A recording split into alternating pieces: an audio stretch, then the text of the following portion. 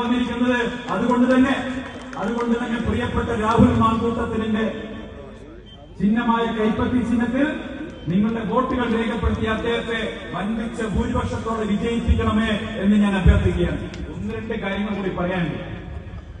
കാരണം ഒരുപാട് പേര് പ്രസംഗിക്കാനുണ്ട്, എനിക്ക് ഒരുപാട് കാര്യങ്ങൾ പറയാനുണ്ട്. ഞാൻ ഇന്നലെയും പറഞ്ഞിരുന്നു. പക്ഷെ അതിന്റെ വേദിയല്ല, അത് തെരഞ്ഞെടുപ്പ് പ്രചരണ വേദിയാണല്ലോ. എന്റെ ന്യായീകരണം പറയേണ്ട വേദിയല്ല. അതുകൊണ്ട് ഞാനത് പറയുന്നില്ല. ബഹുമാന്യനായിട്ടുള്ള ബിജെപിയുടെ സംസ്ഥാന പ്രസിഡന്റ് ഇന്നലെ പറഞ്ഞത്, അദ്ദേഹം ഒരു പ്രയോഗം നടത്തി, നിങ്ങൾ കേട്ടിട്ടുണ്ടായിരിക്കും.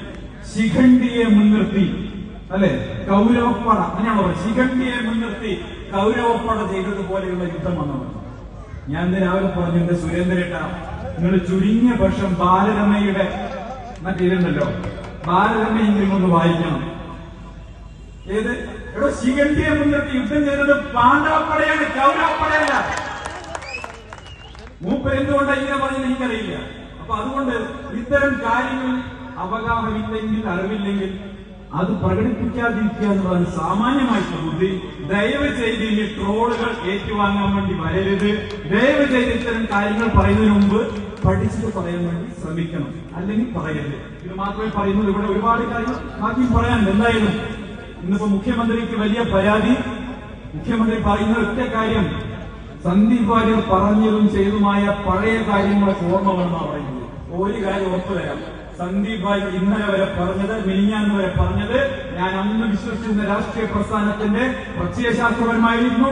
സത്യസന്ധമായി അവർക്കൊപ്പം നിന്നുകൊണ്ട് പ്രവർത്തിക്കുന്ന സമയത്ത് അവരുടെ പ്രത്യയശാസ്ത്രം പറഞ്ഞിട്ടുണ്ട്. ആ വെറുപ്പിന്റെ, വിദ്വേഷത്തിന്റെ പ്രത്യയശാസ്ത്രത്തെ വലിച്ചെറിഞ്ഞുകൊണ്ടാണ് രാഹുൽ ഗാന്ധി നേതൃത്വം കൊടുക്കുന്ന ഈ സ്നേഹത്തിന്റെ പ്രത്യയശാസ്ത്രത്തിലേക്ക് ഞാൻ കടന്നു വന്നിട്ടുള്ളത്. CPM BJP വിട്ടാൽ CPM-ൽ പോയിക്കൂടെ എന്ന് ചോദിച്ചവരോട് ഞാൻ ഒരു കാര്യം കൂടി പറഞ്ഞു. ആരെങ്കിലും വിയ്യൂർ സെൻട്രൽ ജയിലിൽ നിന്ന് കണ്ണൂർ സെൻട്രൽ ജയിലിലേക്ക് പോകുന്നത്?